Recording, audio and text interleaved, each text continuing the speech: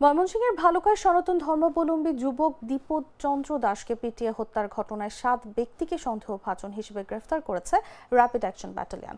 শনিবার প্রধান উপদেষ্টার জ্যেষ্ঠ সহকারী প্রেস সচিব ফয়েজ আহমদ এই তথ্য জানান।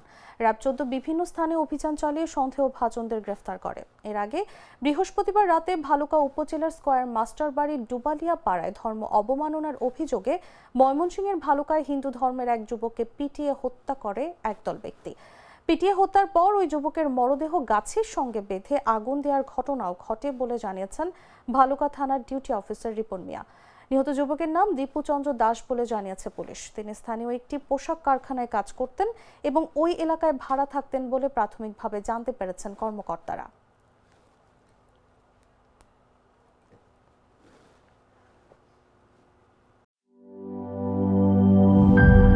গ্লিটারের টুইন লেমন ও অ্যান্টিব্যাকটেরিয়াল ফর্মুলা বাসনকে চকচকে জীবাণুমুক্ত করে আমাদের দেয় গ্লিটার গ্যারান্টি।